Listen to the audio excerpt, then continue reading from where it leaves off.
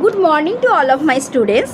আজকে ভারতচন্দ্র রায়গুণাকর সম্পর্কে আলোচনা করতে চলেছি। দেখো, ভারতচন্দ্র রায়গুণাকরের জন্ম হলো অষ্টাদশ শতকে এবং আনুমানিক 1712 খ্রিস্টাব্দে হুগলি জেলার হুরসুট পরগনার পেরো গ্রামে তিনি জন্মগ্রহণ করেন। পেরো বসন্তপুরে ওনার জন্ম। পিতার নাম ছিল নরেন্দ্র নারায়ণ রায়, মাতা হলেন ভবানী দেবী।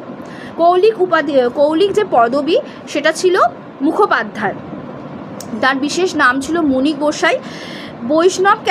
বৈষ্ণব বেশ ধারণের জন্য তিনি মুনি গোসাই নাম ধারণ করেছিলেন। যাই হোক, রায়গুণাকর উপাধি তিনি পেয়েছিলেন। তিনি কিন্তু ছিলেন এক রাজা কৃষ্ণচন্দ্রের সভাকবি ছিলেন তিনি। তো তার কবিত্বে মুগ্ধ হয়েই রাজা কৃষ্ণচন্দ্র তাকে কিন্তু এই উপাধি দিয়েছিলেন। অভিধা, বাংলার হোরেস, বাংলার বার্নস বলা হয়ে থাকে তাকে, বলেছেন রেভারেন্ড লং। এই দুটো অভিধাতেই ভূষিত করেছেন রেভারেন্ড লং, বাংলার হোরেস এবং বাংলার বার্নস। এছাড়াও বাংলার ডাইড্রেন বলেছেন নলিনীকান্ত চট্টোপাধ্যায়। বঙ্গকবিচূড়া বলেছেন রাজকৃষ্ণ রায়। এছাড়াও তার রচনার অনেক পরিচয় তো আমরা পাই, যেমন প্রথম রচনা সত্যপীরের পাঁচালী। রামচন্দ্র মুন্সির প্রেরণায় তিনি এটি রচনা করেছিলেন, সত্যপীরের পাঁচালী। এছাড়াও তার বিখ্যাত রচনা হলো অন্নদামঙ্গল। এছাড়া অন্যান্য রচনার মধ্যে পড়ছে সত্যনারায়ণের পাঁচালী, রসমঞ্জুরি। সংস্কৃত অলঙ্কার শাস্ত্রের আদলে রচিত হয়েছে রসমঞ্জুরি। এছাড়াও নাগাষ্টক আছে, গঙ্গাষ্টক আছে। নাগাষ্টকের মধ্যে পড়ছে সংস্কৃত ভাষায় রচিত নাগাষ্টক।